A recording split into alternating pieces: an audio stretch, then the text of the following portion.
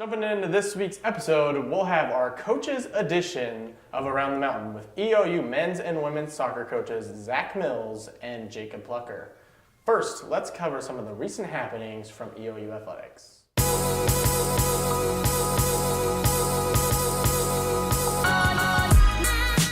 Women's soccer had a good weekend on the road after finishing 1-0-1 after tying Northwest on Friday. EOU crushed Evergreen 3-0 on Sunday. Natalie Mitchell led the team with 2 goals on the weekend. Men's soccer tied twice on the road at Northwest and Evergreen, with both matches ending 2-2. Connor Young had both goals on Friday, while Carlos Solorio had a goal and an assist on Sunday at Evergreen. The Mounties are currently tied for 6th in the CCC and head back on the road to Multnomah and War Pacific in Portland. Volleyball ran its win streak to 10 games with a sweep of Oregon Tech on Friday on the road. Then, in a battle of top 15 ranked teams, EOU fell to number 10 Southern Oregon in 4 sets on Saturday. The Mounties are home this weekend against Warner Pacific and Multnomah for Dig Pink Breast Cancer Awareness Weekend. Football crushed Montana State Northern 58-24, led by 637 yards of offense. Currently, the offense ranks first in the Frontier Conference with 480.2 yards per game.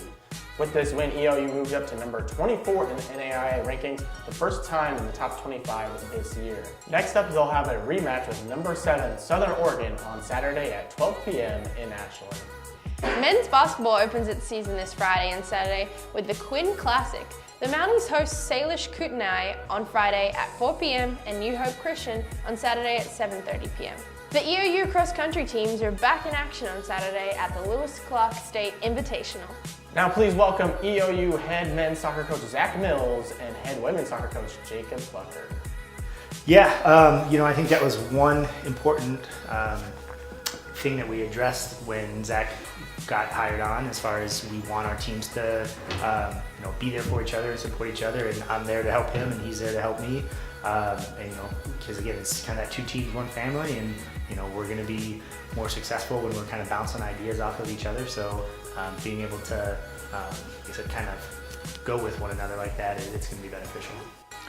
Yeah, I agree with that big time. I mean, you can tell when both teams are doing well, they're feeding off each other. And it's really helpful. Obviously, the women's team is doing an incredible job, and we're just trying to make our mark as well. So it's really nice to see the teams working together. He and I do pretty well.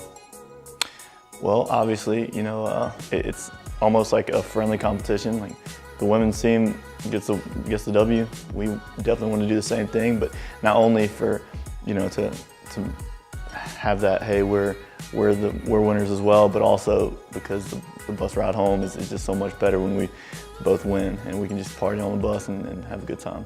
Yeah, it's definitely a healthy competition. You can also use it as kind of some teaching points. So if maybe the men's team's playing first and maybe they skate by, or maybe they're struggling with this or that, we can then kind of talk with our team and say, hey, look, we have to make sure that we show up because we don't want kind of the same type of thing happening, or vice versa, And then also, it's always nice when whichever team goes first is able to hopefully have the win in the result, and then able to support and be a little bit more cheerful than had they have lost. Yeah. So that's the camaraderie that comes with not just the women's soccer, but all the other sports. I'm a big fan of how the athletic department works together. I definitely wanted that, and I could. One reason I think I accepted the position was because I could feel that family environment. So that was a big part of it for me.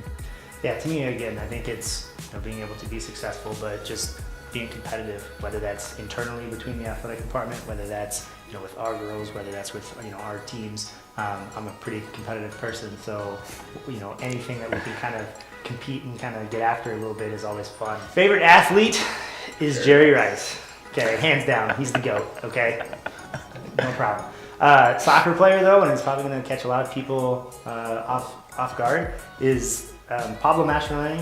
He was a men's national team player way back when. I just love the heart and the hustle that he played with. Like I say, he wasn't flashy, he wasn't fancy, but he wasn't gonna get outworked, and he was always a joy to watch. But, yeah. I would like to note that Pablo wore number 25 for the men's national team, so that's kind of another reason why he's awesome. Okay.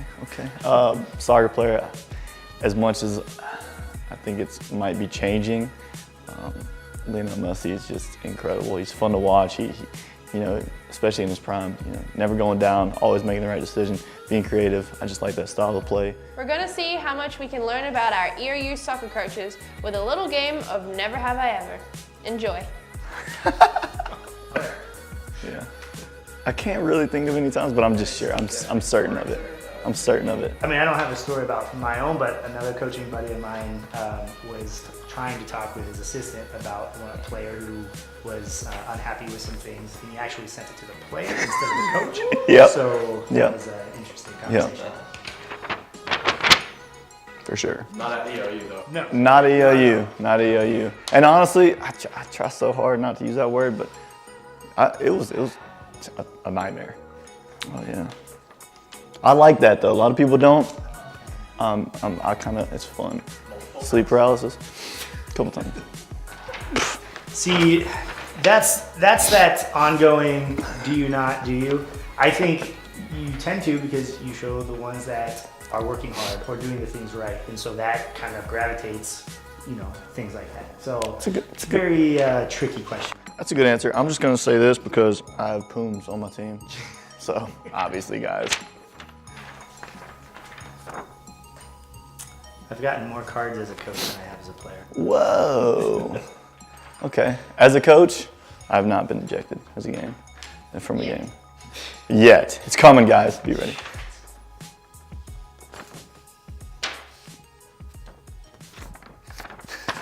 Excuse me. Yes. Flirted or cried? Flirted. I mean. See, if this was Bobby, it would be yes, because I know multiple times we talked about it. But I don't know. Female cry? Huh? No. No. Had to flirt with the guy. It worked out well. Honestly, listen, he was about to give me a ticket because I was having to use the restroom on the side of the highway, pretty much.